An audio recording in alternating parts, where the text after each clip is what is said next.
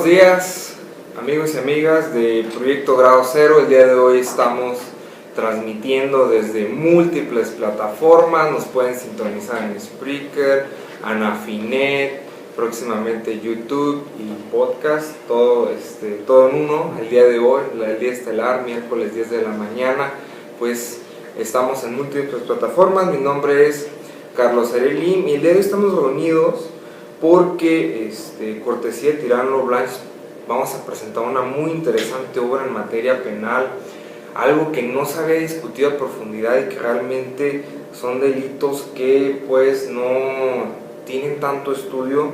Y el título del texto es Delitos cometidos por servidores públicos contra la Administración de Justicia. El día de hoy nos acompaña el doctor Roberto Ochoa Romero y el doctor Pablo Hernández Romo, los autores del texto. El primero de ellos es investigador del Instituto de Investigaciones Jurídicas de la UNAM y profesor de la Escuela Libre de Derecho. El segundo es abogado litigante y profesor de Derecho Procesal Penal Constitucional en la Escuela Libre de Derecho. Sean bienvenidos todos ustedes y muchas gracias por estar aquí el día de hoy.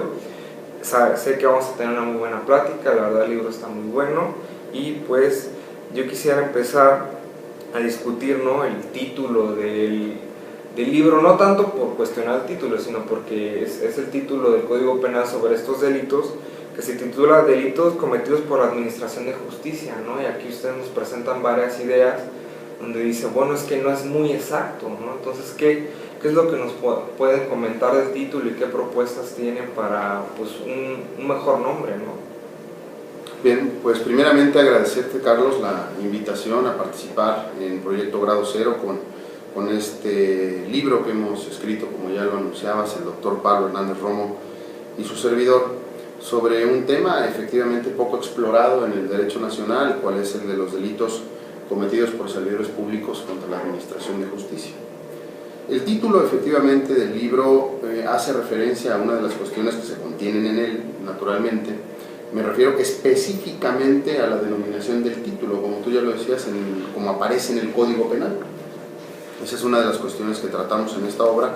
Y en efecto, esta denominación fue una cuestión que tuvo que ser aclarada por la Suprema Corte de Justicia de la Nación, en tanto en cuanto se pensaba que estos delitos solo podían ser cometidos por quienes administran justicia, porque así aparentemente resultaba de esta denominación.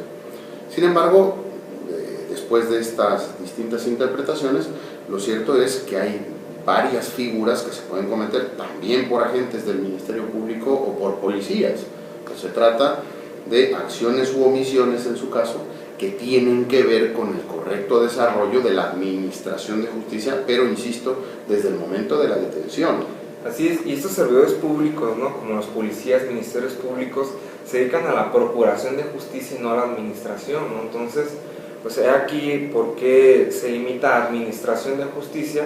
Pues ahora sí queda muy corto, ¿no? Igual, más adelante veremos ciertas inconsistencias, ¿no?, en la manera de elaborar este artículo que tiene 34 fracciones, que la verdad yo a veces pienso, bueno, ¿por qué no mejor hicieron un artículo por cada fracción? Porque algunas cuestiones no están muy claras.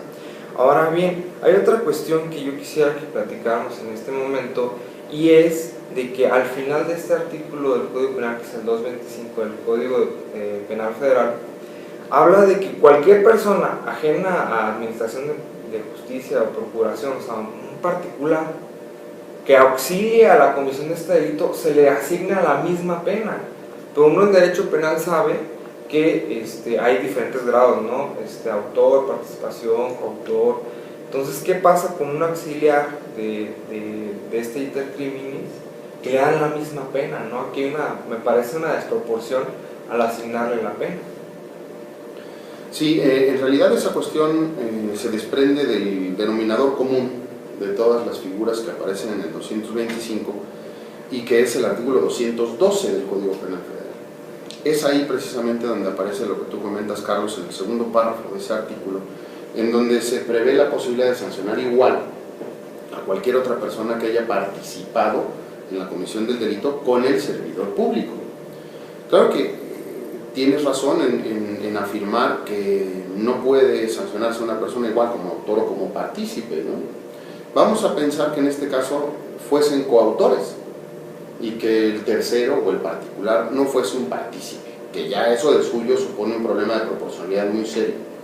Pero imaginando que fuesen coautores, tampoco podríamos en definitiva sancionarlos igual en tanto en cuanto el delito cometido por el servidor público en definitiva supone una mayor capacidad de daño que la realizada por el particular. Sí, igual pudiéramos ver que la ley no establece como grados de participación en este caso, ¿no? Si eres coautor, bueno, la mitad de la pena; si eres partícipe, tanto, ¿no? Aquí simplemente lo equipara y se acabó, ¿no? Entonces, como tú dices, ¿no? Puede ser partícipe, puede ser coautor, pero al final es la misma sanción y son conductas diferentes y tienen diferente grado de gravedad. Efectivamente, son dos cuestiones bien diferenciadas, ¿no? No es igual que un servidor público que está llamado a preservar, a cuidar el debido desenvolvimiento de la Procuración y Administración de Justicia que no tiene esa obligación. Sí, desde luego. Ahora bien, hay otro principio, ¿no?, que manejan ustedes en el texto, que es el principio general de accesoriedad limitada, que a ver si nos pueden explicar un poquito más para nuestro foro, que quizás no está tan familiarizado con este principio. Sí, tiene que ver precisamente con lo que tú ya anticipabas, Carlos. Este principio quiere decir que, bueno, pues que vamos a poder sancionar a un partícipe en tanto en cuanto la conducta del autor con el que éste está colaborando, vamos a decir así, alcance el grado de antijuricidad, o sea, que sea ya de suyo una conducta reprobable, al margen de que resulte culpable o no. Nosotros lo que necesitamos es que ese autor resulte colocándose en una situación de antijuricidad. Ahí ya puedo sancionar entonces al partícipe. Eso quiere decir además pues que la cantidad, vamos a decirlo en términos generales o coloquiales, la cantidad de delito que comete el servidor público no es la misma cantidad de delito que comete quien le auxilia, ¿no? Y por lo tanto pues no podría sobre esa base sancionar con el mismo rango de pena o con la misma severidad una conducta u otra. Así es. Ahora hay otra cuestión que me inquieta, porque el artículo 225 tiene 34 fracciones. Entonces, uno cuando va leyendo una por una, se queda con la idea de, bueno, ¿y qué puede hacer el funcionario público si se sale de poquito de la línea?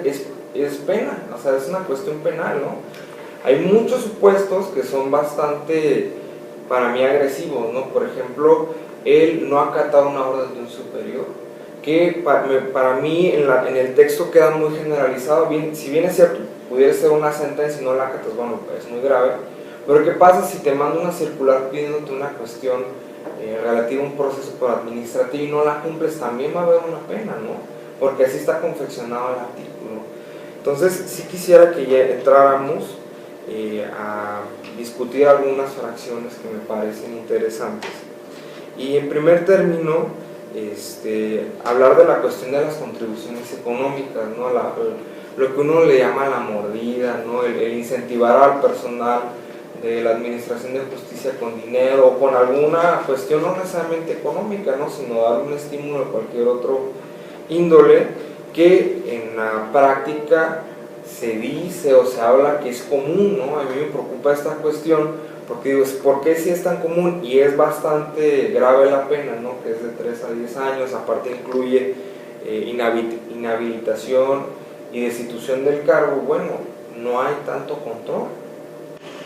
Bueno, mira, en esos casos, si bien podría considerarse un delito contra la Administración de Justicia, en algunos supuestos de los que mencionas tú, ese tipo penal, que es el tipo penal que se conoce de cohecho, no está previsto en el artículo 225 en sus 34 fracciones. Cualquier persona que ve el libro ve que uno de los primeros apartados, en la fracción cuarta del apartado, se tratan los antecedentes legislativos. Estos antecedentes son de suma importancia para ir viendo el aumento de las fracciones, que muchas veces es totalmente innecesario, y para que se aprecien los errores legislativos. Por ejemplo, hay algunas conductas que están previstas en el artículo 225 que están de forma idéntica en otros artículos. O sea, entonces el servidor público bien puede argumentar que no sabe qué pena es la que se le va a imponer, si la prevista en un artículo o la prevista en otra. Y en este caso se entrelaza, ¿no?, la cuestión del cohecho. Entonces a veces dice, oye, tengo 2 delitos para un mismo acto. No sé. Bueno, en ese caso sí se presenta un problema de un concurso ideal, o habría que analizar, si se tratase de un concurso de normas, analizando la conducta en sí nada más para poder determinar uno u otro. Una de las posturas que criticamos es que muchas veces la propia Suprema Corte de Justicia utiliza como criterio para diferenciar una u otra conducta el bien jurídico. Entonces, también algún autor que criticamos ahí en su momento, aquí en pie de página, decía que aunque la misma conducta estuviera prevista en 2 artículos distintos, la misma, aún con las comas y todo, con distinta pena, como se trata de 2 bienes jurídicos distintos, según él, le pueden aplicar esas 2 sanciones al servidor público, cosa que a nuestro juicio pues es un error, ¿no? Y todo esto se desprende de los antecedentes legislativos. Estamos acostumbrados a que muchos libros en México les pongan los antecedentes como para rellenar, ¿no? Y ponen, la verdad es que lo único que hacen es dormir a la mayoría de los lectores, porque ponen la época romana y luego en la época clásica, y así empieza, ¿no? Lo que se busca con este libro es que se conozca el desarrollo legislativo, como decía, para que conozcan cuáles son los errores del legislativo. Por ejemplo, puedes ver tú que en uno de los antecedentes legislativos, creo que fue el 99, se reforma, se adicionan unas fracciones, se reforman otras, y al legislador se le olvida hacer mención a la fracción 12, y por lo tanto quien cometa la conducta sancionada en la fracción 12 pues no comete delito porque no tiene pena, se le olvidó mencionarla ahí. Entonces ciertamente pena de prisión no le van a poder poner, pero da la casualidad que años después esa misma conducta aparece regulada en otro artículo del Código Penal Federal, y entonces podrían sancionarte por aparentemente las 2, aunque una no tenga pena. Estos delitos, los delitos contra la administración de justicia, son de los delitos que más se cometen en México, y que mucha gente sabe que el juez está actuando de forma ilegal, pero desconoce que esas conductas están sancionadas penalmente. Tú hacías mención ahorita, al principio, a una conducta que te llama la atención, que es no cumplir la orden del superior jerárquico. Yo he visto casos como litigante en donde la sala, por llamarlo así, o el tribunal unitario para efectos federales, le dice, no puedes tomar esta prueba en consideración porque no se presentó conforme a derecho, y aún así el inferior toma en consideración esa prueba para fundar una sentencia.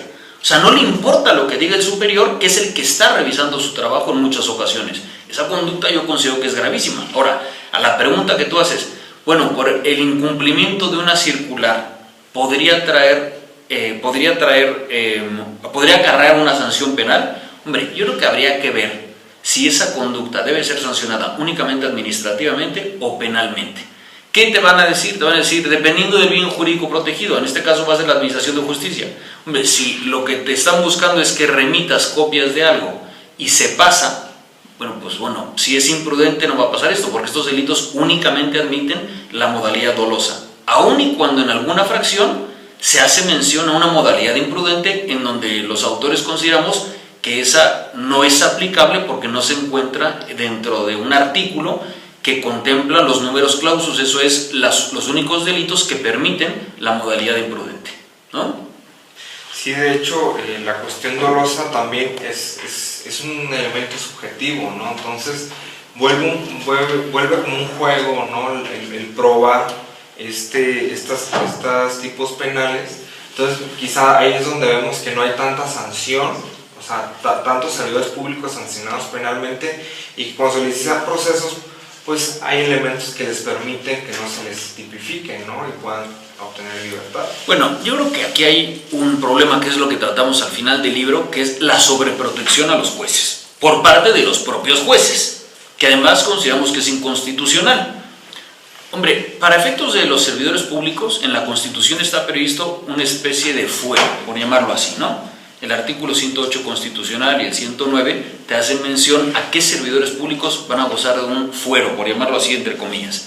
Sin embargo, en la Ley Orgánica del Poder Judicial de la Federación se prevé otra especie de fuero para los servidores públicos. Entonces, si bien tú puedes iniciar una averiguación previa en contra de un juez o en contra de un magistrado, en la Ley Orgánica del Poder Judicial de la Federación se establece que no se va a poder librar una orden de aprehensión hasta en tanto el Consejo de la Judicatura no revise esa conducta y diga que se puede proceder, por llamarlo así. Entonces, se están protegiendo ellos mismos. No puedes hacer absolutamente nada contra ellos porque entre todos ellos se protegen, cosa que es inconstitucional porque va más allá de lo que establece el 108. No se permite eso. No, y desde luego aquí hay una cuestión con el Consejo de la Judicatura Federal que constitucionalmente tiene un candado de que sus determinaciones en ningún momento pueden ser recurribles por ningún recurso. Entonces, pareciera como un poder supremo, ¿no? O sea, sus decisiones pueden ser tiranas y no pasa nada porque no puedes ni poner ni denuncias penales, ni juicio de amparo, nada, ¿no? Así es. Y ahora a mí me preocupa otra cuestión. Hubo una resolución de la Corte donde abre la puerta a decir que algunos actos sí procedían al juicio de amparo, pero acaba de resolver una contradicción de tesis de pleno donde habla de los límites y las restricciones a los derechos humanos que se deben de sujetar a las condiciones específicas de la Constitución. Entonces, el caso como del Consejo de la Judicatura Federal, la destitución injustificada de personas que se dedican a la seguridad pública, policía y ministerios públicos, pues ya no hay nada que hacer porque constitucionalmente tienen ese candado de que no hay manera de defenderlos legalmente y pues la Corte viene a resolver de que ni siquiera por inconvencionalidad ni derechos humanos, ¿no? Entonces, yo digo, ¿en dónde estamos ahora, no? Se habló de un progreso en esa materia y, curiosamente, las cuestiones que más quedan acotadas son las penales. En esos casos, respecto a esas conductas de la Corte que tú mencionas, queda una última posibilidad de hacer algo que cada vez se va saturando más, que es la Comisión Interamericana. Entonces, hay que acudir a ella. Yo tengo algunos casos por allá, tardan muchísimo, pero bueno, es la última esperanza, ¿no? Hay que hacer algo para que después sancionen al gobierno mexicano diciéndole no puedes hacer esto, no puedes tú estar protegiendo a ciertas personas, pero las primeras dudas que te surgen es, oye, ¿por qué existe una protección a los jueces? Ahora bien, aquí yo encuentro algo muy interesante, ¿no? Por un lado, el órgano administrativo del Poder Judicial tiene estos mecanismos para proteger a sus jueces, ¿no? De que, bueno, si voy a proceder penalmente contra un juez, yo decido primero si puedes o no. Pero cuando vemos el estudio del 225 del Código Penal Federal, cualquier conducta que no se salga de un pequeño camino es penalmente sancionable, ¿no? Entonces, yo diría, bueno, pareciera ser que el juez, en vez de tener una silla, está sentado en un barril de pólvora con una mechita así y cualquier cosa ilegal es una chispa, ¿no? Porque penalmente, digo, bueno, no hay mucho, o sea, la discrecionalidad se acota, pues. Y por otro lado, los cuidan mucho, entonces sí están como en una situación bastante peculiar, ¿no? Claro, yo no veo que sea tanto un filo como tú mencionas. Yo creo que las conductas que son delictivas previstas en el 225 son claros casos de lo que no puede hacer un juez y no creo, fuera de la que es inconstitucional que mencionamos, no creo que una esté en un límite de qué puedo hacer y qué no. ¿Por qué? Porque las facultades de lo que puede hacer el juez es muy sencillo, están previstos en las leyes y cuando se salen de esas leyes, de lo que ellos pueden hacer, es cuando ya se considera que se comete un delito. Por ejemplo, hay alguna que dice al que otorga una ventaja indebida. No, si saben que el principio fundamental de todo esto es el 14 constitucional con el debido proceso legal, la pregunta es ¿por qué a uno le aceptas todas las pruebas y al otro no si los dos los ofrecieron legalmente? Pues es claro que tú te estás ayudando a una de las partes. Es claro que con tu actuar estás favoreciendo a uno de ellos y estás perjudicando a otro. Pero si tú te fijas, eso solo es una clara violación del 14 constitucional. Ciertamente la ley establece que debe haber igualdad para las partes, equidad, el debido proceso legal, y si no lo haces, estás favoreciendo a uno y estás perjudicando a otro. Todos los delitos van por ese camino. Fuera de algunas cuestiones que, como también decía Roberto, bueno, pues son repetitivas o que no tienen sentido a nuestros efectos o que muchas veces violan el principio de proporcionalidad. No puedes sancionar igual a una conducta que tiene un resultado material que a una que no lo tiene, ¿no? Y que supuestamente dicen que se afecta el mismo bien jurídico. ¿No, Roberto? Sí, efectivamente ahí hay que reconocer en ese amplísimo catálogo de conductas del 225, pues que hay conductas mucho más graves que otras. Eventualmente el legislador intenta salvar esa cuestión estableciendo un régimen diferenciado de sanción. Sin embargo, lo cierto es, como se expone en el libro a través de la historia legislativa, lo cierto es que en esa revolución de ajustes, en ese artículo 225, hay conductas más sancionadas que otras que tienen una menor lesividad. Ahora bien, hay otra fracción, ¿no?, que me interesa mucho que podamos discutir, y es de la cuestión del sistema penitenciario para los servidores públicos que trabajan en este sistema, y es que se sanciona el cobro de cuotas o mordidas, uno le puede llamar coloquialmente para efectos de que no se entienda, por la utilización de un bien o un servicio que es gratuito, ¿no? Porque si bien sabemos, una persona que está en condición de ser reo está privada de su libertad, pero no de otros derechos, ¿no? Entonces, ¿qué pasa si está enfermo? Pues hay un médico, ¿no?, que lo atiende porque tiene derecho a la salud. Pues supongamos, ¿no?, ¿qué pasa? Que si le quieren cobrar las medicinas cuando el gobierno dice que son gratuitas. A mí aquí, bueno, me parece que sí debe estar reglamentado esta cuestión, pero la situación de las penitenciarias en México es muy delicada, porque parece que adentro de ellas hay un mundo, ¿no?, donde hay otras leyes de facto que gobiernan sobre las leyes de derecho. Y esta parte sí me inquieta mucho, y yo quisiera que nos pueden comentar. Sí, efectivamente, lo que has dicho es verdad, ¿no? Existen algunos beneficios, recursos, bienes en definitiva, que son de distribución o de entrega gratuita dentro de los centros de reinserción social. Entonces, ese tipo penal al que te refieres viene a sancionar el exigir cualquier clase de contribución, cualquier clase de cobro, a cambio de entregar esos bienes, esos recursos, esos accesos en realidad que son gratuitos, ¿no? Entonces, aquí lo que se pretende, lo que el legislador pretende es evitar que se condicionen la entrega de esos insumos, como tú decías, medicinas o el acceso a los servicios de salud, etcétera, sobre la base de que se trata de medios, instrumentos, elementos o métodos para facilitar la reinserción social. Entonces, en definitiva, cuando se condiciona el acceso a esos recursos o a esos satisfactores, pues estás también condicionando al tiempo el acceso a los beneficios de reinserción.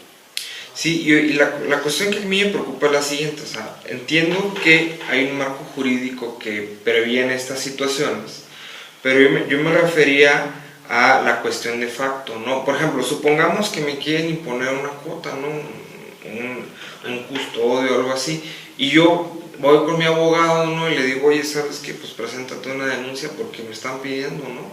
Pero estoy dentro de la cárcel, ¿no? Y la persona que me pide el cobro, hay una relación de jerarquía porque me cuida, sabe dónde estoy y yo no me puedo escapar. Entonces, ¿qué pasa si después dice, oye, me enteré que me denunciaste, ¿no? Aquí no la vamos a arreglar. Y es lo que se me hace perverso, pues, que la persona al estar encerrada no tiene esa libertad para poder defenderse bien legalmente. ¿Por qué? Porque está limitado. Y me parece muy grave. Sí, en realidad las condiciones carcelarias y en general el sistema penitenciario en México, como ya lo hemos dicho en otro lugar, es una verdadera asignatura pendiente. Sí. O sea, y es el último eslabón de esta cadena llamada sistema penal, y que si esa parte no se corrige de la manera más rápida, práctica y segura posible, vamos a estar generando, como tú bien dices, más problemas que beneficios. Fíjate cómo en ese caso que estás diciendo ahorita, además de la conducta que hace mención Roberto, que está sancionada en el 225, también sería un cohecho. Entonces, hay dos penas que se pueden aplicar respecto de la misma conducta. Es ahí cuando hay que razonar y hay que ver si son necesarias todas las fracciones del 225, las 34 fracciones a las que haces mención, o nuevamente estamos viendo que gran parte del Código Penal pues no sirve para nada, igual que las leyes especiales, porque repiten y repiten y repiten conductas, y todo eso es culpa del Poder Legislativo, porque no sabe lo que tiene y se pasa haciendo leyes y leyes y leyes. Hombre, no te vas a percatar que es increíble todas las leyes que se derogan, que la gente no sabe y que están previstos en 5, 6, 7, 8 ordenamientos distintos, la misma conducta con distintas penas. Es algo que hay que analizar tremendo, en todo el sistema penal. Sí, algo que le haría falta al Poder Legislativo, ¿no? Trabajar las cuestiones de la lógica jurídica, porque cuando uno estudia estos temas, ¿no?, que son un poco álgidos, porque pues, se ve lógica formal y se ve cómo se aplica el derecho, uno entendería que el derecho es como si fuera un reloj, ¿no? Tiene piezas, todas unidas hacen funcionar la maquinaria. Entonces, ¿qué pasa si yo quito una e introduzco una diferente? Bueno, va a colapsar. Y es donde vemos que el diseño legislativo pues tiene contradicciones entre sí mismo, no facilita cumplir los fines para los cuales se crean esas leyes, ¿no? Como usted nos dice, oye, hay distintas penas, oye, yo como juzgador no sé qué voy a hacer. Veo 3 opciones legales las cuales estoy vinculado a aplicar la ley. Y digo, y las 3 son vigentes, las 3 son eficaces, las 3 son válidas. Y digo, ¿y aquí qué hago? ¿No? Y imaginemos que posteriormente digo, bueno, opto por esta opción y luego en otras revisiones, en otras instancias, me digan que mi trabajo no fue bien hecho, ¿no? Que también hay una cuestión aquí, lo que uno le llama el error judicial, ¿no? Claro. Que una cosa sí puede ser por falta de capacidad intelectual del personal. Que se da muchísimo. Puede ser porque el sistema no le permite tomar ciertas decisiones, entonces el juez al estar sujetado a la ley es como un operador, como si fuera una maquinita, ¿no? Llega esto, ¿qué dice? Por acá, pum, se va. Y el juez dice, es que aunque yo como abogado y estudioso del derecho penal entienda que está mal, no lo puedo hacer bien porque la ley me exige que lo haga así. Bueno, fíjate que en esos casos, sobre todo en ese que planteas, que es interesantísimo, cuando la misma conducta está prevista en 3 tipos penales distintos o en 2 que están en vigor, que eso es lo importante para el efecto de lo que tú estás mencionando, la Constitución resuelve eso desde hace muchos años, desde 1917. Dice, en esos casos no se puede aplicar pena alguna.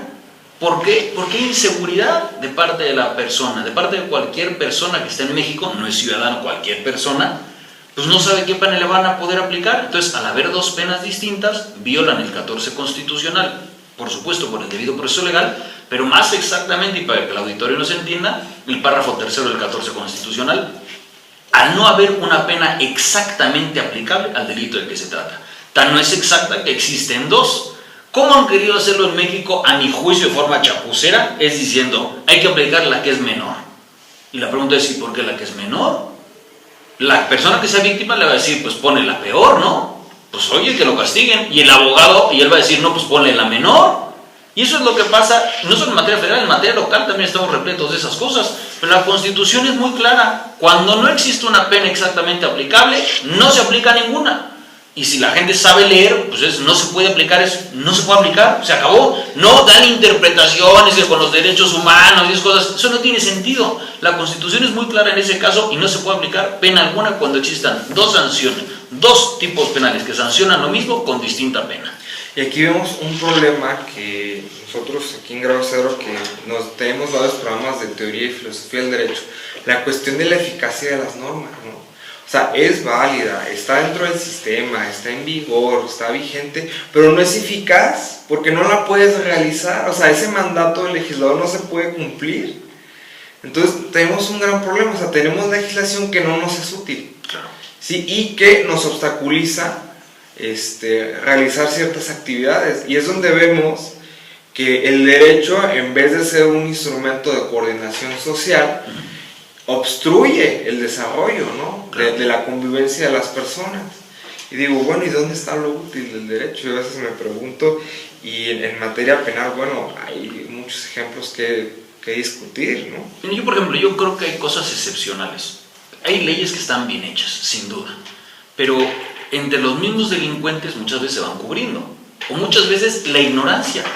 Fíjate cómo en muchas ocasiones quieren culpar al juez, a un magistrado, a un ministro, porque deja a alguien en libertad, cuando no se analiza que el fondo de esto es el Poder Legislativo, el que crea las normas. El único facultado para crear una norma de conformidad con el 73, fracción 21 constitucional, es el Poder Legislativo.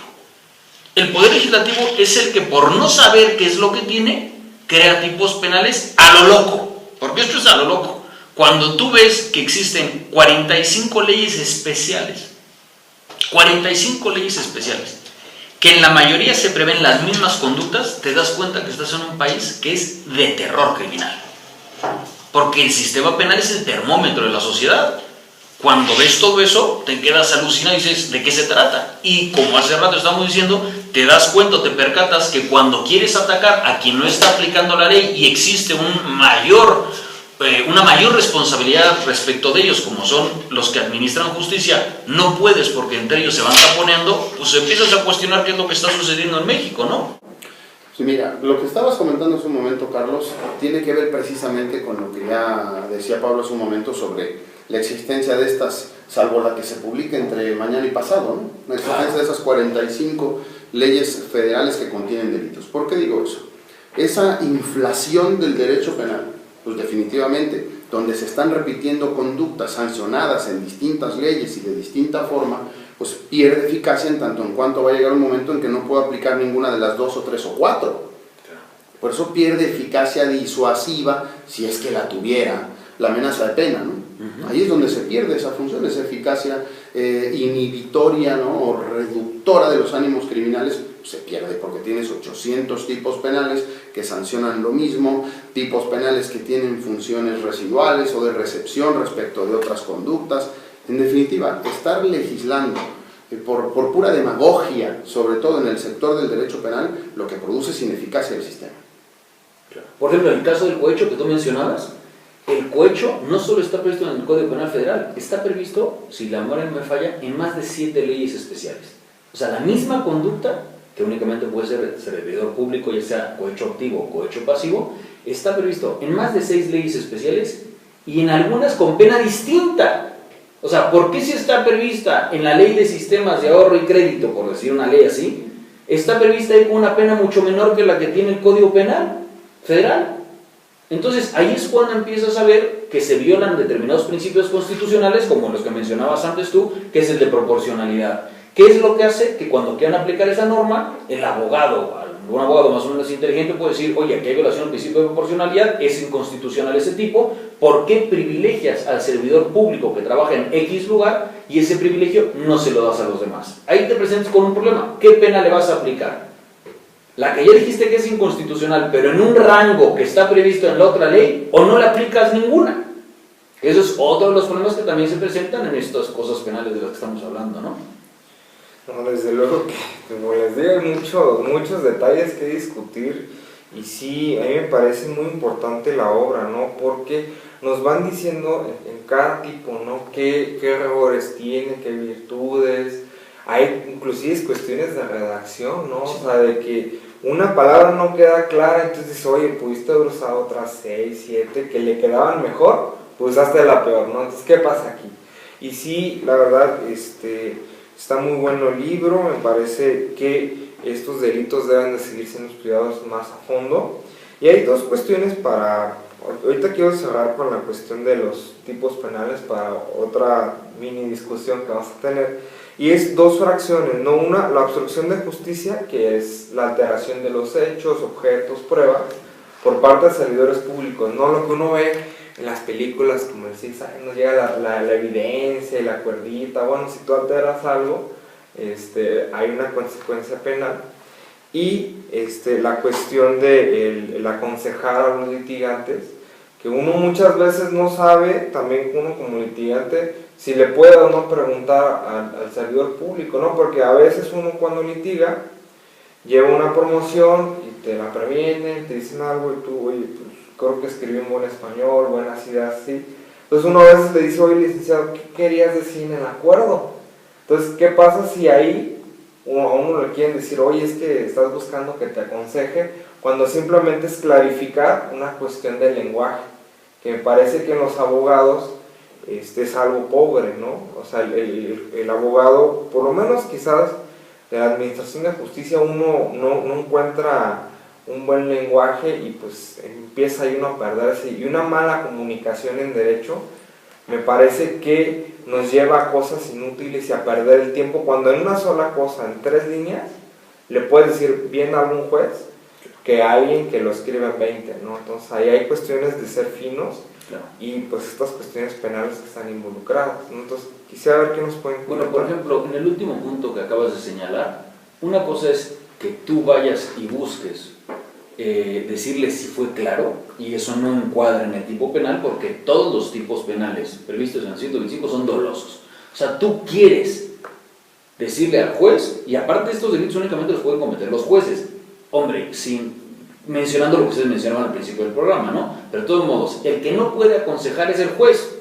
Tú no puedes ir, pero en caso únicamente, o sea, el juez no puede aconsejar cuando tú estés como litigante en ese juzgado. Pero tú sí puedes hablarle a un juez amigo tuyo, a un magistrado amigo tuyo, decirle, oye, ¿tú qué opinarías en un supuesto así? Eso es perfectamente legal. Lo que no puede es cuando se tratan de litigantes. Entonces, cuando se trata de aclarar algo, no encuadra esa conducta en el tipo penal. Ahora, respecto del lenguaje, mira, estás ante un país en el que lo más importante es la tele. Lo más importante de este país es la tele. Los libros están de lado. La gente lucha por ver la tele, pero no lucha por leer, no lucha por estudiar, no lucha por ser alguien en la vida. Más allá de eso, ¿no? Entonces, ¿qué pasa? Pues surgen los problemas que tú dices de la redacción. Ves personas que dicen que han acabado la carrera, que han acabado derecho y que tienen faltas de ortografías, como dijo un amigo mío, hasta cuando hablan. Que es una cosa terrorífica. No sabes de verdad leer, pero no solo le pasa eso al litigante, ¿eh?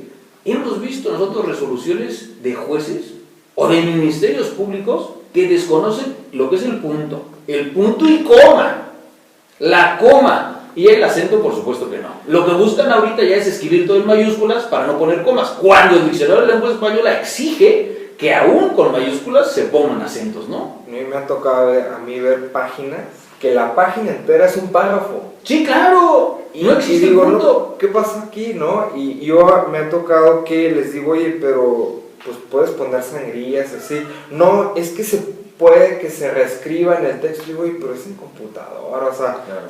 Y hay formas, ¿no? Y luego le ponen los guioncitos. Hay mil cosas que digo, ¿en qué era viven esos funcionarios públicos, no? Porque hay tantas formas de hacerlo bien, estructurado. Claro.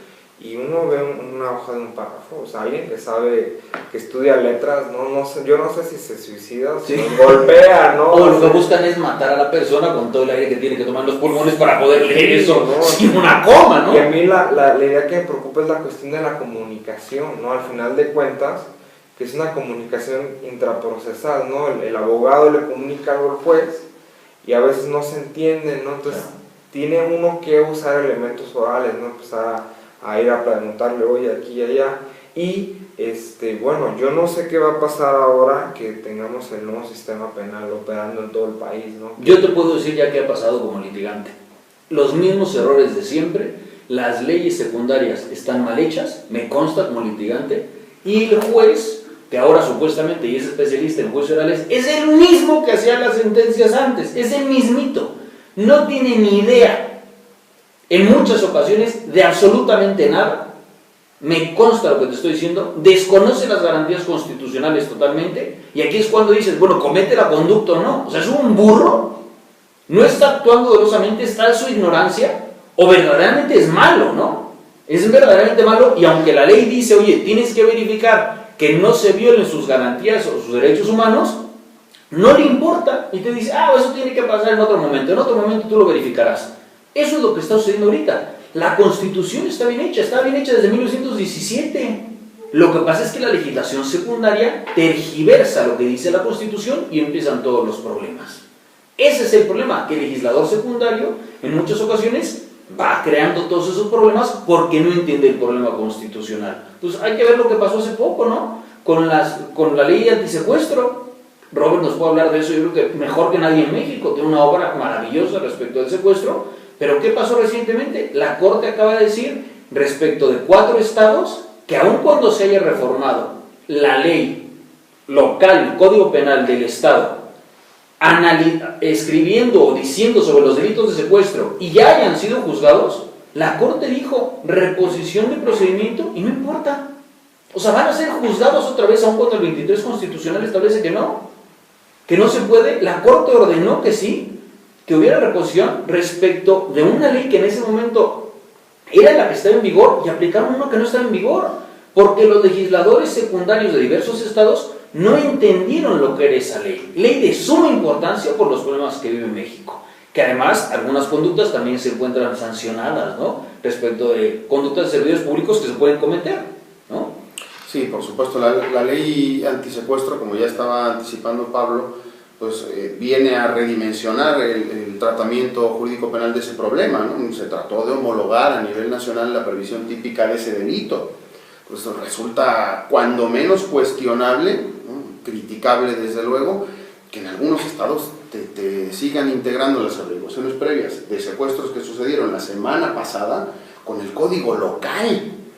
Eso ya es para ponerse a lanzar gritos en el Zócalo, ¿no? Claro.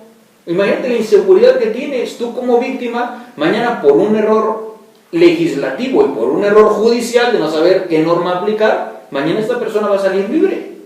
Entonces, si tú te fijas, es una falta de educación de todo el mundo. O por ejemplo, también ahorita en los delitos que estamos comentando, de los de servidores públicos contra remisión de justicia, como tiene remisiones precisas, a veces tan precisas, que como se reforma tanto la Constitución y otras leyes, hace que estos tipos penales sean inconstitucionales. Sanciona, por ejemplo, al servidor público que no ponga a disposición de inmediato al Ministerio Público a la persona a la que se sorprenda cometiendo un delito. Como decía el párrafo tercero, y ahora ya es el párrafo cuarto, no se puede aplicar. Entonces, esos errores que tú comentas son los que se vienen haciendo referencia en un análisis que nosotros consideramos exhaustivo para que cualquier persona en México que le interesen estos delitos, o que sea víctima o que sea el sujeto activo de los mismos, tenga seguridad de qué es de lo que se le está acusando. Mencionabas anteriormente, tú también, Carlos, que habían ciertas palabras que no eran claras. Pues es que eso otra vez técnica legislativa y eso hace que otra vez el tipo penal sea inconstitucional por violación al principio de taxatividad. Es tan amplia la palabra que no sabes lo que significa, que puede caber absolutamente todo, ¿no?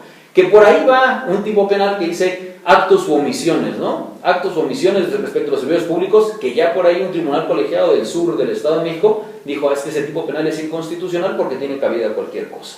No sé si a ese te referías. No exactamente, pero ya. Pues ya. Pero bueno, ya te digo otra cosa. Y a 80 más, ¿no? Sí, bueno, hay otra cuestión, ¿no? Imagínense, ya hablamos de penas y desproporcionalidad y que son exageradas, pero algo que incluye, o sea, es como cuando compras algo, ¿no? Y te dicen, te regalamos tal cosa. Incluye la sanción de inhabilitación y destitución, ambas, porque tiene la letra I, y dice en todos los casos. Entonces digo, oye, hay fracciones que quizás para mí se haga una sanción administrativa, claro, pero no destitución, inhabilitación, ¿no? Claro. Entonces vuelve más agresivo la cuestión punitiva a los delitos contra la administración de justicia. Claro, hombre, mira, todo el sistema penal está plagado de la amenaza. Es la amenaza y en muchas conductas tú podrás ver cómo la misma conducta se encuentra sancionada administrativa y penalmente. Lo que implicaría, a la luz de tratados internacionales, violación al principio de non bis in idem. ¿Por qué? Porque hay dos conductas que están sancionando lo mismo.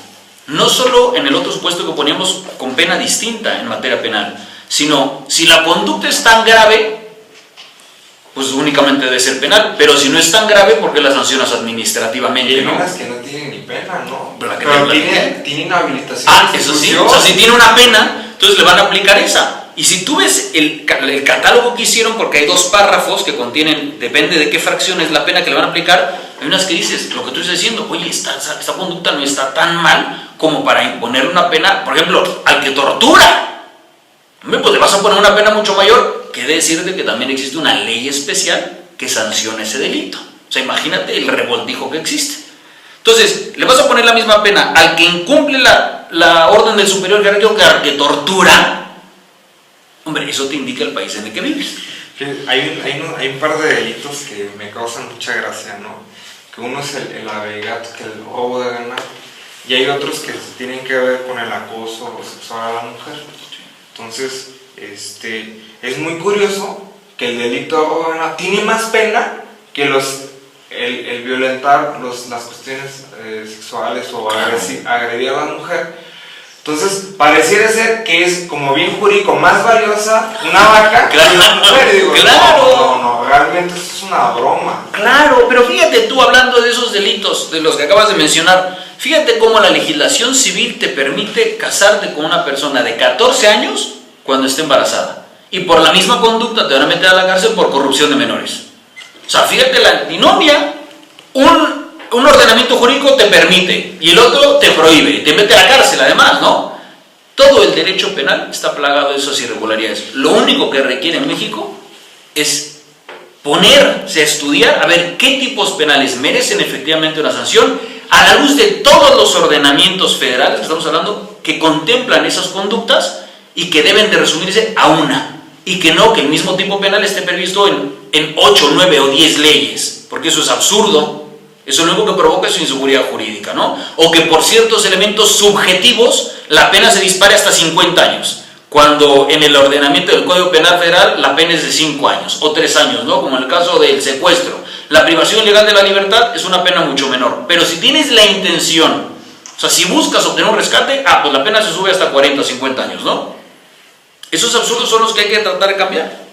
Hay otra cuestión, yo creo que ya es uno de los temas para cerrar esta charla, que obviamente no quiero que se acabe, estamos disfrutando mucho discutir estos temas, que es el famoso y llamado derecho administrativo sancionador para efectos de los servidores públicos, ¿no?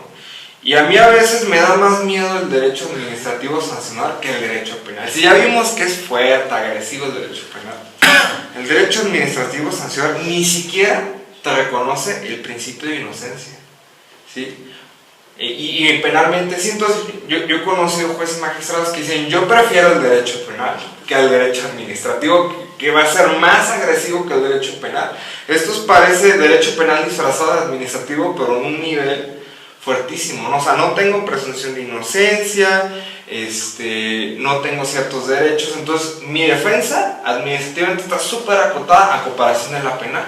Porque en la penal, si no me prueba nada, me voy a mi casa. Y aquí no importa, no sabemos cómo, mientras te sancionamos, sea cómo le hacemos, ¿no? Y eso me preocupa mucho, ¿no? Porque un servidor público, si ya vimos que tiene esa amenaza penal, pues ahora la administrativa, y por eso decía lo de que parece que en vez de una silla, un juez tiene se sienta en un barril de pólvora, donde cualquier cosa mal hecha constituye una chispita y la mechita está corta. Ahora, fíjate tú lo que acabas de decir, esa chispita o esa mecha, en todo lo que has visto tú en tu vida, ¿cuántas veces has visto que se sanciona un juez penalmente? Es rarísimo. Yo me he enterado de 2 por un reportaje que hizo un gran reportero, Ignacio Alzal, de Milenio, creo que trabaja ahí, en donde decía que de todos los casos que se han presentado, únicamente han sido 2 jueces, porque los agarraron, como dijeron, con las manos en la masa. En un supuesto era con un abuso sexual, y en otro creo que era entregando una cantidad de dinero, en donde los agarraron, y son los únicos 2 supuestos que han habido. De todas, de las cientos de averiguaciones previas que existen en contra de servidores públicos. Pero que el Ministerio Público hace hasta lo imposible con tal de no ejercitar la acción penal. Es increíble eso que sucede. Ahora, respecto de lo administrativo, Roberto. Bueno, lo que sucede es que en el administrativo sancionador tradicionalmente, y me parece que eso dentro de poco tendrá que redimensionarse, porque la Corte Interamericana de Derechos Humanos también se está pronunciando al respecto, también está localizando casos en donde se trata de intervenir a través del derecho administrativo sancionador. Se ha partido tradicionalmente de la idea de que el servidor público está sometido a ciertos deberes y que por la infracción de cualquiera de esos deberes está a merced del Estado, que lo va a aniquilar por el solo hecho de haberse sometido voluntariamente al cumplimiento de ciertos deberes. Me parece que hay que robustecer desde luego ese derecho administrativo sancionador, que en definitiva es igualmente una demostración del jus puniendi, con estos otros derechos que permiten ponerle límites al Estado. Entonces, sí soy un servidor público, sí estoy sujeto a ciertos deberes, pero no por eso también estoy sujeto a que me impongas las sanciones que tú quieras y de la manera que tú quieras. Claro. Por ejemplo, hay un caso muy sonado, no sé si ustedes lo conocen, yo creo que sí, de unos magistrados de Nuevo León que al conocer un caso de la destitución de un miembro del Ministerio Público, no aplica un criterio de jurisprudencia obligatorio, ¿no? Legalmente tiene la obligación. Claro. Y quizá no tenga una sanción penal, pero sí la tiene. Prevaricato, claro que la tiene. Es un prevaricato porque está actuando en contra de lo que establece la ley. Entonces, la ley de amparo, como tú dices adecuadamente, dice que cuando se trata de una jurisprudencia se tiene que aplicar, es obligatoria. Al tú no aplicarla, actuar en contra de lo que establece la ley, cometes el delito de prevaricato, pero que está súper sancionado y que son de las figuras que se vienen arrastrando desde muy atrás, que es la fracción sexta del 225. Por supuesto que está sancionado. Eso es lo importante de este libro, que muchas veces no se sabe el alcance de los tipos penales y todas esas conductas están sancionadas. Sí, a lo que me refería a la cuestión de la sanción administrativa, porque aquí este asunto lo resuelve un colegiado, se va a segunda sala por razón de materia, y la segunda sala le da vista al consejo y le dijo, pues ahí te los dejo, no cumplieron con la jurisprudencia para que tú tomes las medidas administrativas, no menciona cuestiones penales. Hombre, no lo van a hacer. Pero realmente fue polémico el caso porque la argumentación de los jueces, y que es algo contemporáneo, era en cuestión de derechos humanos, porque el colegiado le dice en sentencia, ¿no? ¿Sabes qué? Yo encuentro una cuestión aquí con el servidor público que es miembro del Ministerio Público, porque, o sea, yo no lo puedo reinstalar, ¿no? Constitucionalmente imposible, pero yo encuentro algo en la jurisprudencia que no me permite garantizarle sus derechos humanos de manera internacional en la materia de la indemnización. O sea, el servidor público no se reinstala por sí mismo. Y dice, un obrero tiene legalmente prestaciones textualmente, tantos meses, tantos días de salario, o sea, un catálogo, y el servidor público no. Entonces él argumentó que se violaba la cuestión de la igualdad y la equidad, ¿no? En materia laboral, violaba un tratado, y aparte dice, oye, tengo un mandato constitucional, o sea, tengo muchas obligaciones, la de la Constitución, la ley de amparo, la cuestión de la ley orgánica, y yo prefiero la Constitución, ¿no? Y esgrime argumentos, ¿no? Y aquí hay una causal del 225 que es de el no acatar una orden, ¿no? Una orden legal, pero él aquí ofrece razones que, bueno, son subjetivamente calificables, ¿no? Yo puedo diferir, tú sí, pero al final hay un órgano que en una revisión le dice, ¿sabes qué? Es que tu discusión que aquí abordas en la manera en que buscas amparar que cosas están mal, porque una jurisprudencia no hay una norma que te permita o que te capacite para inaplicarla. Y a mí se me hace muy grave porque digo, güey, pero es materia de derechos humanos, ¿no? Y hay otros casos, ¿no? Uno de Guadalajara y otro de Durango en materia penal, que una jurisprudencia viola tajantemente varios tratados en materia penal. Un colegiado, que parece que fue el de Guadalajara, no la aplica porque dice, oye, tiene todos estos derechos, estas garantías, se tiene que ir a su casa, no está mal hecha la jurisprudencia. Entonces veo como aquí hay vías para que un juez que quiera hacer bien las cosas, hay sanciones. Entonces dices, bueno, yo mejor así. Yo he escuchado jueces que a raíz de estos casos están convencidísimos de que es inconvencional o inconstitucional la jurisprudencia y no hacen nada, dicen, lo siento mucho, no quiero perder mi trabajo. Y bueno, en todo el país siempre hay gente que le hace falta pantalones, ¿no? Hay que tener pantalones para poder decir, aunque lo diga la corte, pues está mal, porque son seres humanos y se van a equivocar, sí. Eso sin duda. Ahora, para los dos casos que acabas de mencionar, yo creo, no sé, salvo tu mejor opinión, Roberto, que en esos casos se presenta un clarísimo error, un claro error de prohibición, donde tú no sabes cuál es el alcance que pueda tener esa conducta cuando existe un tratado internacional que tú dices, yo no conozco el caso, que quede claro, estoy hablando únicamente de lo que tú estás mencionando, hay un tratado internacional que contradice lo que es esa jurisprudencia, tú dices, yo tengo facultades para aplicar esto y lo aplico. Hay un error a mi parecer, y entonces creo yo que a mi juicio esa conducta no se podría sancionar. Pues es que tienen varias obligaciones, una le autoriza y una le dice, tienes que hacer esto, o sea, una es un mandato de buscar la mejor protección en derechos humanos, y la otra es, aquí me aplicas los criterios, y no hay ninguna norma que, y si están mal, no hay nada, lo tienes que aplicar. Entonces dices, oye, pues yo tengo varias obligaciones que tienen cierta contraposición, y me parece grave porque, como dije hace un momento, pues el juez ya no sabe ni qué hacer, o hace bien en relación a cumplir con la Constitución, o acata cuestiones muy legalistas, no, para evitar sanciones. Entonces aquí uno no lo deja navegar en un espacio que parece que está autorizado legalmente. Yo creo que eso es algo que se tendrá que uniformar por fuerza.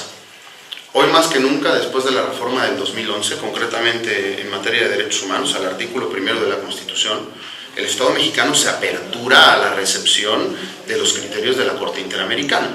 Y eso se tendrá que ir uniformando poco a poco, esas antinomias, esas contradicciones, esas paradojas que se están presentando ahora, se tendrán que corregir. Yo quiero pensar más temprano que tarde. Eso se tiene que corregir. No podemos colocar a un juez, por ejemplo, en esa disyuntiva de decidir entre lesionar ese ámbito internacional de protección de los derechos humanos o sujetarse meramente a una disposición legal. Eso se tendrá por fuerza que uniformar. Pero mientras tanto hay un error.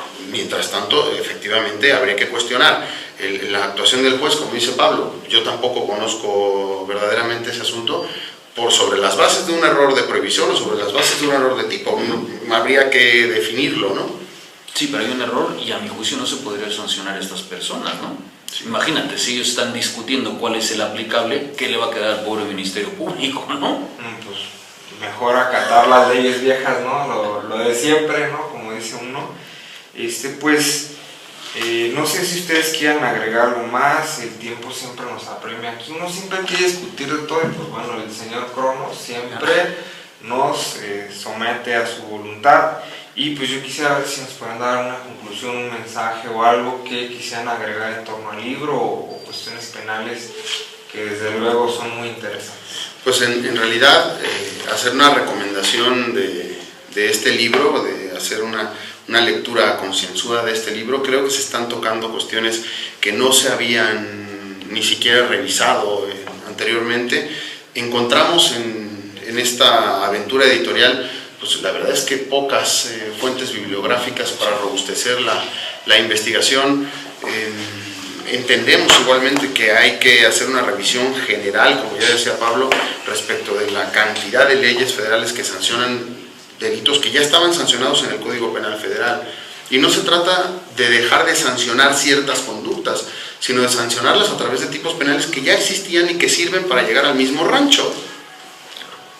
No es quitar delitos, dejar de sancionar ciertas conductas, en aquellos casos en donde eso sea admisible, adelante, sino de sancionarlas con mayor seguridad, con menores riesgos de legalidad, a través de tipos penales que ya estaban dispuestos también para esos efectos.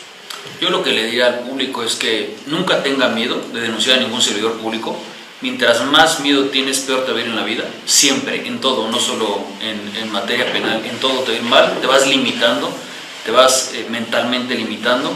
Hay que denunciar y que no es válido decir, bueno, es que como nunca se ha hecho, no se va a hacer. Pues siempre hay que pensar que alguien puede mover la piedra para que se pueda hacer esto. Y trátese el servidor público que se trate, hay que denunciar, siempre, por supuesto, diciendo la verdad, para efectos de que se sancione a cualquier servidor público que cometa este tipo de delitos. Pues bueno, muchas gracias por haber venido aquí al proyecto. La verdad, la intención pues es difundir el conocimiento jurídico también en ciencias sociales y humanidades, y nos parece muy interesante también el hablar de nuevas obras, ¿no? Por eso estamos también muy agradecidos con Editorial Tirán Blanche México, porque tienen un excelente trabajo editorial. La verdad, el texto es bueno. Veo que está dentro de una colección, ¿no? Que es nueva, que se llama Delitos, que tiene la finalidad, ¿no? De revisar la cuestión del derecho penal. Esperamos próximamente, bueno, cuando tengan nuevas publicaciones, que puedan volver a venir o cuando quieran, porque el derecho penal da mucho de qué hablar, ¿no? La verdad, muchas gracias. Amigos y amigas, pues bueno, la transmisión está por terminar. Les recuerdo muy brevemente las páginas. En Facebook estamos como Revista Grado Cero, en Twitter @Proyecto Grado Cero, y nuestra web institucional www.proyectogradocero.com. Y no se olviden que estamos en Spreaker, en YouTube, en iTunes y en todas las plataformas que ustedes ya conocen. Y pues muchas gracias y nos vemos hasta la próxima.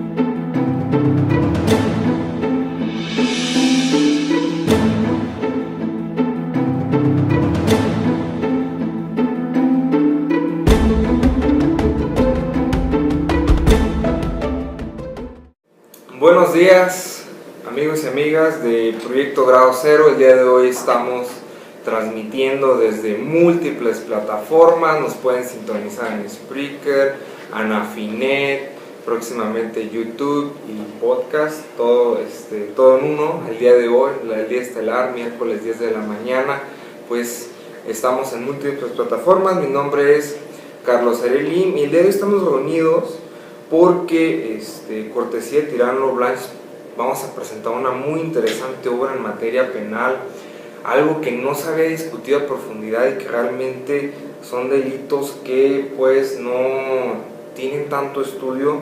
Y el título del texto es Delitos cometidos por servidores públicos contra la Administración de Justicia. El día de hoy nos acompaña el doctor Roberto Ochoa Romero y el doctor Pablo Hernández Romo, los autores del texto. El primero de ellos es investigador del Instituto de Investigaciones Jurídicas de la UNAM y profesor de la Escuela Libre de Derecho. El segundo es abogado litigante y profesor de Derecho Procesal Penal Constitucional en la Escuela Libre de Derecho. Sean bienvenidos todos ustedes y muchas gracias por estar aquí el día de hoy. Sé que vamos a tener una muy buena plática, la verdad el libro está muy bueno y pues yo quisiera empezar a discutir, ¿no?, el título del libro, no tanto por cuestionar el título, sino porque es el título del Código Penal sobre estos delitos, que se titula Delitos cometidos por la Administración de Justicia, ¿no? Y aquí ustedes nos presentan varias ideas donde dice, bueno, es que no es muy exacto, ¿no? Entonces, que auxilie a la comisión de este delito se le asigna la misma pena, pero uno en derecho penal sabe que hay diferentes grados, ¿no? Autor, participación, coautor. Entonces, ¿qué pasa con un auxiliar de este iter criminis que le dan la misma pena, ¿no? Aquí me parece una desproporción al asignarle la pena. Sí, en realidad esa cuestión se desprende del denominador común de todas las figuras que aparecen en el 225 y que es el artículo 212 del Código Penal Federal. Es ahí precisamente donde aparece lo que tú comentas, Carlos, en el segundo párrafo de ese artículo, en donde se prevé la posibilidad de sancionar igual a cualquier otra persona que haya participado en la comisión del delito con el servidor público. Claro que tienes razón en afirmar que no puede sancionarse una persona igual como autor o como partícipe, ¿no? Vamos a pensar que en este caso fuesen coautores y que el tercero o el particular no fuese un partícipe, que ya eso de suyo supone un problema de proporcionalidad muy serio. Pero imaginando que fuesen coautores, tampoco podríamos, en definitiva, sancionarlos igual en tanto en cuanto el delito cometido por el servidor público, en definitiva, supone una mayor capacidad de daño que la realizada por el particular. Sí, igual pudiéramos ver que la ley no establece como grados de participación en este caso, ¿no? Si eres coautor, bueno, a la mitad de la pena. Si eres partícipe, tanto, ¿no? Aquí simplemente lo equipara y se acabó, ¿no? Entonces, como tú dices, ¿no? Puede ser partícipe, puede ser coautor, pero al final es la misma sanción y son conductas diferentes y tienen diferente grado de gravedad. Efectivamente, son dos cuestiones bien diferenciadas, ¿no? No es igual que un servidor público que está llamado a preservar, a cuidar el debido desenvolvimiento de la Procuración y Administración de Justicia que no tiene esa obligación. Sí, desde luego. Ahora bien, hay otro principio, ¿no?, que manejan ustedes en el texto, que es el principio general de accesoriedad limitada, que a ver si nos pueden explicar un poquito más para nuestro foro, que quizás no está tan familiarizado con este principio. Sí, tiene que ver precisamente con lo que tú ya anticipabas, Carlos. Este principio quiere decir que, bueno, pues que vamos a poder sancionar a un partícipe en tanto en cuanto la conducta del autor con el que éste está colaborando, vamos a decir así, alcance el grado de antijuricidad, o sea, que sea ya de suyo una conducta reprobable, al margen de que resulte culpable o no. Nosotros lo que necesitamos es que ese autor resulte colocándose en una situación de antijuricidad. Ahí ya puedo sancionar entonces al partícipe. Eso quiere decir además pues que la cantidad, vamos a decirlo en términos generales o coloquiales, la cantidad de delito que comete el servidor público no es la misma cantidad de delito que comete quien le auxilia, ¿no? Y por lo tanto pues no podría sobre esa base sancionar con el mismo rango de pena o con la misma severidad una conducta u otra. Así es. Ahora hay otra cuestión que me inquieta, porque el artículo 225 tiene 34 fracciones. Entonces, uno cuando va leyendo una por una, se queda con la idea de, bueno, ¿y qué puede hacer el funcionario público si se sale poquito de la línea? Es pena, o sea, es una cuestión penal, ¿no? Hay muchos supuestos que son bastante, para mí, agresivos, ¿no? Por ejemplo, él no acatar una orden de un superior, que para mí en el texto queda muy generalizado. Bien, si bien es cierto, pudiera ser una sentencia y no la acatas, bueno, pues es muy grave, pero ¿qué pasa si te mando una circular pidiéndote una cuestión relativa a un proceso por administrativo y no la cumples? También va a haber una pena, ¿no? Porque así está confeccionado el artículo. Entonces, sí quisiera que ya entráramos a discutir algunas fracciones que me parecen interesantes. Y en primer término, hablar de la cuestión de las contribuciones económicas, ¿no? Lo que uno le llama la mordida, ¿no? El incentivar al personal de la Administración de Justicia con dinero o con alguna cuestión no necesariamente económica, ¿no? Sino dar un estímulo de cualquier otro índole, que en la práctica se dice o se habla que es común, ¿no? ¿Qué es lo que nos pueden comentar del título y qué propuestas tienen para, pues, un mejor nombre, ¿no? Bien, pues primeramente agradecerte, Carlos, la invitación a participar en Proyecto Grado Cero con este libro que hemos escrito, como ya lo anunciabas, el doctor Pablo Hernández Romo y su servidor, sobre un tema efectivamente poco explorado en el derecho nacional, cuál es el de los delitos cometidos por servidores públicos contra la Administración de Justicia. El título efectivamente del libro hace referencia a una de las cuestiones que se contienen en él, naturalmente. Me refiero específicamente a la denominación del título, como tú ya lo decías, como aparece en el Código Penal. Esa es una de las cuestiones que tratamos en esta obra. Y en efecto, esta denominación fue una cuestión que tuvo que ser aclarada por la Suprema Corte de Justicia de la Nación, en tanto en cuanto se pensaba que estos delitos solo podían ser cometidos por quienes administran justicia, porque así aparentemente resultaba de esta denominación. Sin embargo, después de estas distintas interpretaciones, lo cierto es que hay varias figuras que se pueden cometer también por agentes del Ministerio Público o por policías. Se trata de acciones u omisiones, en su caso, que tienen que ver con el correcto desarrollo de la administración de justicia, pero insisto, desde el momento de la detención. Así es, y estos servidores públicos, ¿no? Como los policías, ministerios públicos, se dedican a la procuración de justicia y no a la administración, ¿no? Entonces, pues aquí, ¿por qué se limita a administración de justicia? Pues ahora sí queda muy corto, ¿no? Igual, más adelante veremos ciertas inconsistencias, ¿no? En la manera de elaborar este artículo, que tiene 34 fracciones, que la verdad yo a veces pienso, bueno, ¿por qué no mejor hicieron un artículo por cada fracción? Porque algunas cuestiones no están muy claras. Ahora bien, hay otra cuestión que yo quisiera que platicáramos en este momento, y es de que al final de este artículo del Código Penal, que es el 225 del Código Penal Federal, habla de que cualquier persona ajena a administración de justicia o procuración, o sea, un particular, me preocupa esta cuestión, porque digo, ¿por qué si es tan común? Y es bastante grave la pena, ¿no? Que es de 3 a 10 años, aparte incluye inhabilitación y destitución del cargo. Bueno, no hay tanto control. Bueno, mira, en esos casos, si bien podría considerarse un delito contra la Administración de Justicia, en algunos supuestos de los que mencionas tú, ese tipo penal, que es el tipo penal que se conoce de cohecho, no está previsto en el artículo 225 en sus 34 fracciones. Cualquier persona que ve el libro ve que uno de los primeros apartados, en la fracción cuarta del apartado, se tratan los antecedentes legislativos.